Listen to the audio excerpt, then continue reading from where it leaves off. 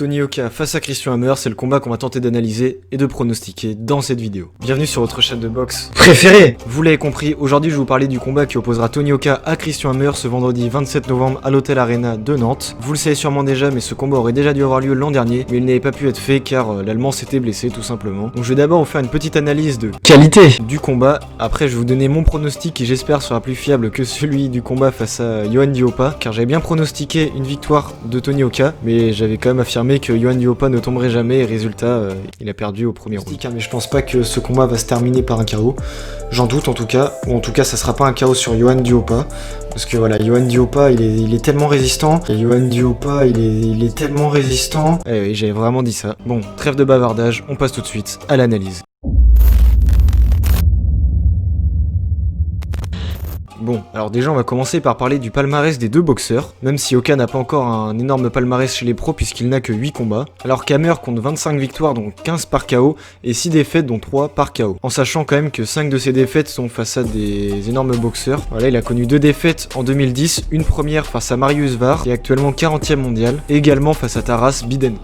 Il compte également une autre défaite en 2015 face à Tyson Fury dans le 8e round par abandon, en sachant que c'était quand même son combat juste avant son énorme retour face à Vladimir Klitschko. Donc Tyson Fury était clairement meilleur de sa forme, et malgré ça, il a que réussi à gagner par abandon dans les 8e rounds. Il a également connu une autre défaite face à Alexander Povetkin au point, et une autre face à Luis Ortiz au point également. Donc ça c'était l'an dernier, c'était juste avant que Luis Ortiz combatte face à Wilder, donc lui aussi était au top de sa forme évidemment. Donc voilà, maintenant on va arrêter de parler de ses défaites, on va parler d'une de ses victoires, notamment face à Michael Wallisch. Donc c'est un adversaire qu'il a en commun avec Tony Oka, donc il l'a couché l'an dernier je crois. Donc voilà, il est battu par KO au 5e round l'an dernier il me semble, tandis que Tony Oka lui l'avait battu également l'an dernier mais au 3e round. Au-delà de ça, Hammer a des victoires honorables face à David Price et Danny Williams, et pour ce qui est de Tony Oka, il compte 8 victoires dont 7 par KO. On peut noter des victoires notables face à Dimitrenko et face à Yohan Duhaupas donc au premier round l'an dernier, et non, les autres boxeurs qui a affronté Tony Oka ne sont pas des vigiles ou des camionneurs ou des fleuristes, que sais-je encore, comme je peux le voir sur certaines de mes compiles, hein. Vraiment ça me fume à chaque fois. D'ailleurs voilà, en parlant de ça, hein, je vous mettrai une de mes compiles dans la description sur Tony Oka avec tous ses KO, donc je vous invite à aller la voir à la fin de cette vidéo. Bon, maintenant que vous avez vu leur palmarès, que peut-on en conclure et que peut-on dire pour donner un pronostic?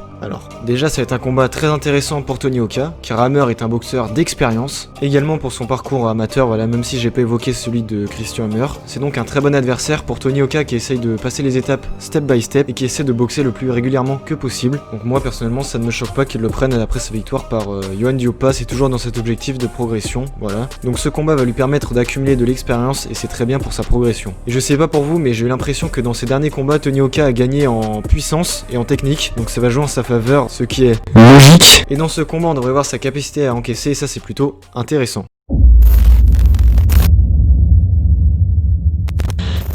Bon, on est sur un Tony Oka qui est en pleine expansion, qui est encore jeune, puissant et technique, face à un Christian Hammer qui est vieillissant, mais qui reste tout de même un très bon boxeur, je ne dis pas l'inverse. Donc je pense, personnellement, ce n'est que mon humble avis, que Oka devrait gagner ce combat avant la limite, dans les derniers rounds.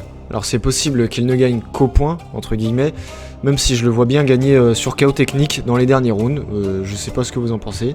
En tout cas, ce qui est sûr, c'est que si Oka couche Hammer dans les premiers rounds, ça va commencer à cogiter là, dans le haut du classement. Tous les petits Joshua, hein, Tyson Fury, etc., ils vont commencer à cogiter, hein. Donc voilà, ça c'est mon pronostic, n'hésitez pas à donner le vôtre dans les commentaires, c'est fait pour ça. Car voilà, je me dis que ça pourrait être intéressant de voir qui avait raison ou pas après le combat, parce que voilà, il y en a plein après le combat justement face à Yohan Duhaupas, qui était revenu sur ma vidéo analyse et qui était venu me vanner, voilà, évidemment. Mais du coup, c'est vrai que c'est plutôt marrant de voir qui avait raison ou pas au niveau des pronostics, donc voilà, n'hésitez pas à donner votre avis dans les commentaires, c'est fait pour ça. D'ailleurs, je viens de voir ce matin que Oka devrait a priori combattre en décembre, là, décembre 2020, il devrait recombattre un mois après, donc c'est vraiment une super news pour la ceinture EBU, donc européenne. Et je pense sincèrement que si Oka arrive à battre ses deux adversaires, il est très probable qu'il ait une chance mondiale en 2021, ce qui pourrait faire de lui notre premier champion du monde chez les lourds français. Et ça ferait vraiment beaucoup de bien à la boxe en France, donc il faut vraiment le soutenir, même si vous aimez pas forcément sa personnalité, son style ou quoi, il faut le soutenir à tout prix, c'est vraiment très important. Bon, sur ce, je vous retrouve dans une semaine car je ferai certainement une vidéo débrief, donc voilà, si vous voulez m'aider, vous pouvez simplement vous abonner et partager la vidéo. À ce week-end pour le combat, portez-vous bien. Ciao.